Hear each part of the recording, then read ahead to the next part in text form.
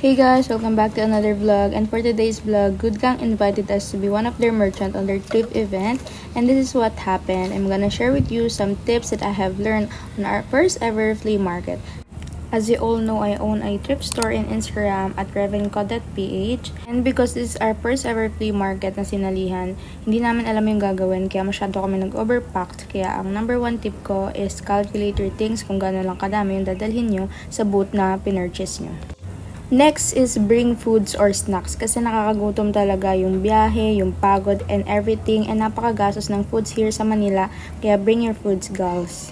So after namin kumain, dumiretso na kami sa booth kasi ngayon pa lang nag-start yung pag-arrange ng mga booth, ngayon lang pinaalaw. And ayan, nakita nyo, sobrang liit lang ng booth namin. Pero nagawan pa rin naman namin ng paraan, pero ibang gamit is inuwi na lang. Third tip, alamin nyo kung paano mag-commute kasi guys, puro kami Grab and napakagastos ng Grab kasi hindi namin alam yung ways ng jeep here sa lugar na to. So, nandito na kami sa Airbnb and umakit ka na! Pang 4th floor na to. Yung pagod ka na tapos sobrang taas pa ng floor namin. Pagdating namin sa Airbnb after ng English day, imbes na magpahinga kung ano-ano pa yung ginawa namin dahil sobrang natuwa kami sa Airbnb. Sobrang ang haggard na namin. Nandito na kami sa Airbnb. Laki na Airbnb, pang 3 person. 3 yung bed niya, tapos low bed type. Low bed na may vanity na nabubuksan yung ilaw. So, next tip guys is bring only what is needed kasi hindi lang yung gamit yung overpack namin, pati yung outfits masyado namin in-overthink. Huwag mo sasabihin kay Thea. Ito lang ang pinunta ko dito. Macy's Sweet Tooth for the win. Mika, yung pala After namin naayos yung mga gamit namin, naligo na kami and nag-skincare dahil nag-ready na kami matulog because tomorrow is a big day. Morning. Tulog pa si Micaela. It's already 7:47. Alis na kami ng mga 10:80. Babagal pa kami kumain. Okay, babangon na.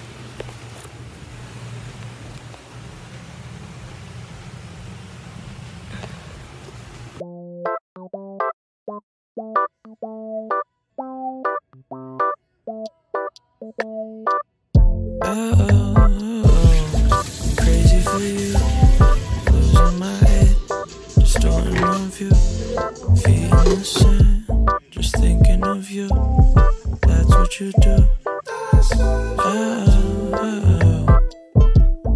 Crazy for you, losing my head, just starting of you, feeling the same. Dito na ulit kami sa Good Gang.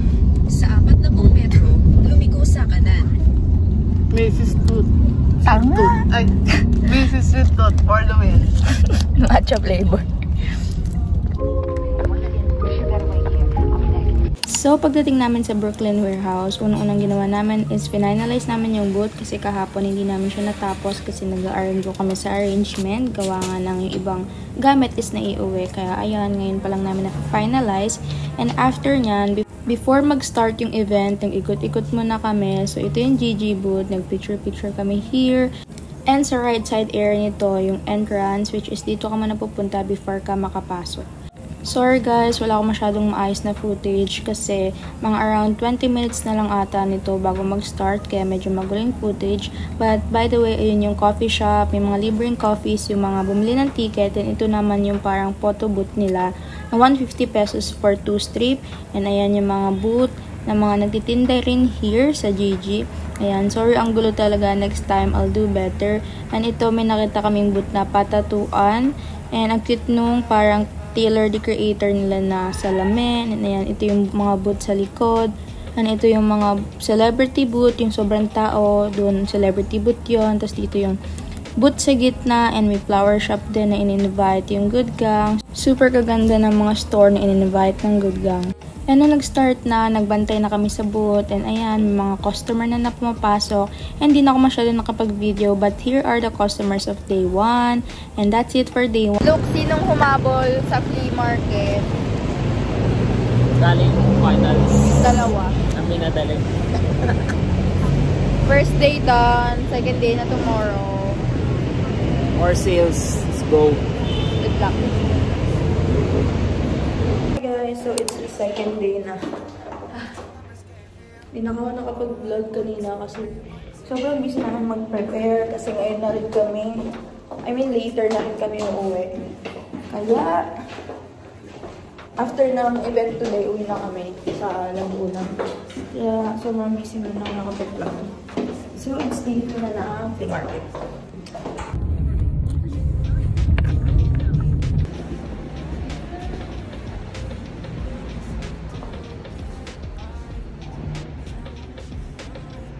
Picture kita dito lang, maganda. Picture kita dito. Here are some of the photos we took, and my nail is from Celestial Nail Studio on Instagram, and you can use my code ALTEA50 to get 50 pesos off on your first order. Sa day 2, nilipat namin yung salamig dito, tapos yung mesa dito, yung rack doon, yung rack doon. Habang nagbabantay kami ng booth, dumaan si James Reid sa harap ng booth namin tsaka sa kabila. Kaya nagpa-picture kami ng seller dun sa kabilang booth.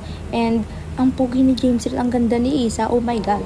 And after that, syempre, balik tindera na tayo. Nag-restock ako ng mga gamit. Ito yung mga stuff na nilagay namin sa ilalim ng table para pag kami mga nasold, i-restock namin yung mga hangers na wala nang damit. So, ito na yung itsura ng booth namin after. Nandito na yung mesa sa harap. Nasa gilid siya kahapon. And ayan yung mga cookies na available from my sister shop. Check it out. Super sasarap ng cookies niya. And ito, nirestock ko yung 3 for 1,000 na pile kasi ito yung gustong-gusto ng customers. And ayan, as you can see, sobrang dami niyang variation. And ito, meron kaming hot rack ng mga beanies, cups, bucket hats, and etc. And yung may price on tag na items. And before dumami yung tao, nagpatubot man na kami ni Blaine dahil wala na kaming time later. So, pagbalik namin ng booth, ayan, may mga pumapasok na ulit and check nila yung 3 for 1,000 and 250 pesos na sale pile. And here I am packing their orders. Sobrang hectic talaga pag may mga customers niya. Kaya buti na lang, nag-videoan pa ako ni Blaine. Super na-enjoy ko kasi magtinda kaya nalilimutan ko na mag-vlog.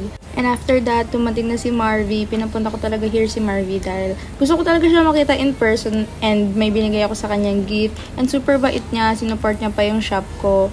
And after nun, nag-aantay na lang ulit kami na matapos yung event kasi mga around 6 na nito. And nung patapos na yung event, biglang dumating si Kiana D and nagkaguluhan sa may area ng booth namin kasi sa booth ko siya pumasok, besh!